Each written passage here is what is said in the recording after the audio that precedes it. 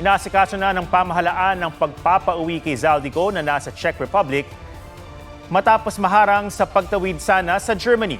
Hindi raw yan magiging madali ayon sa ilang international law expert, lalo't walang extradition treaty ang Pilipinas at Czech Republic. May report si Chino Gaston. Matapos i-anunsyo kagabi ni Pangulong Bongbong Marcos na nahuli na si Zaldico at nakadetain sa Prague, Czech Republic dahil sa pagbiyahe roon ng walang kaukulang dokumento, kaninang umaga sinabi ng Pangulo sa panibagong post na hinarang Zico ng mga otoridad sa border ng Germany kaya ibinalik sa Czech authorities. Nitong Disyembre, nang kansilahin ang pasaporte ni Ko na nahaharap sa mga kaso kaugnay sa flood control scandal. Pinaniniwala ang may Portuguese passport si Ko. Ayon kay DILG Secretary John Vic Remulla, posibleng nagkaroon ng problema sa papeles kaya hindi ito nakapasok sa Germany. He is considered an unwanted alien dahil wala siyang travel papers. It happened around 3 o'clock p.m. Manila time. Ang suspected namin na Portuguese passport, hindi niya dala. ID lang ang dala niya. Ayon sa isang reliable source, lulan si Ko at ang pamilya niya ng isang sasakyang may French na plaka at French na tsuper. Hindi sinabi kung sino sa pamilya ni Ko ang kasama. Pero habang nasa border, kasama sila sa mga natyempuhan ng random border check ng Germany kung saan hinihingi ang mga dokumento ng mga gustong pumasok doon. Yan ay kahit pa bahagi ito ng Schengen area na iisang visa lang ang kailangan. Walang extradition treaty ang Pilipinas at Czech Republic. Kaya ayon sa ilang international law expert, ang pagpapauwi kay Ko posibleng idaan sa pakiusapan ng Pilipinas sa gobyerno ng Czech Republic. So it depends on how we deal with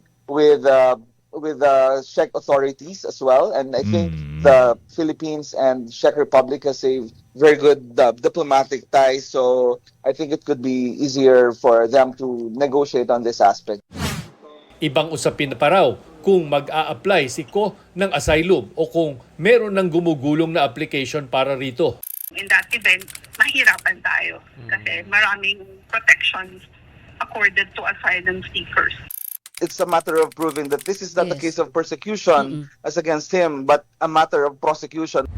Sabi ng Malacanang, patuloy ang high-level meeting para ayusin ang pag-uwi ni Ko. Coordinate po tayo sa Czech Republic, as Czech government, para lahat po ng mga legal na proseso ay masunod at ang pag-arrange ng kanyang pagbalik dito sa Pilipinas ay maisagawa na sa pinakamabilis na panahon. Ang abogado naman ni Ko, wala pa raw natatanggap na kumpirmasyon tungkol sa umano'y pagkakadetain ng kanyang kliyente.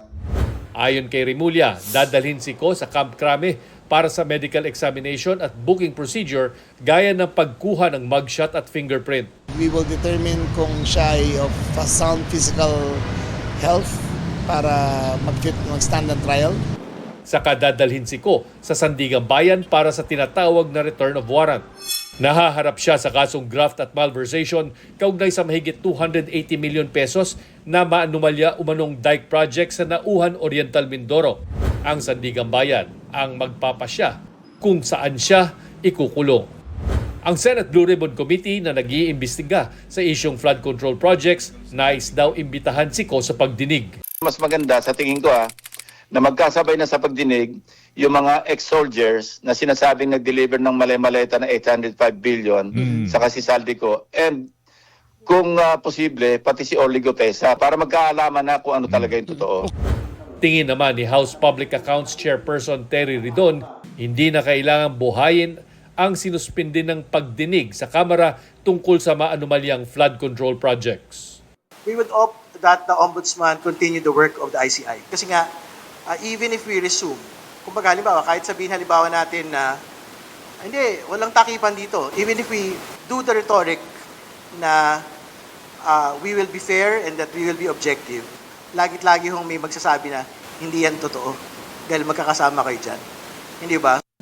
Chino Gaston, GMA News.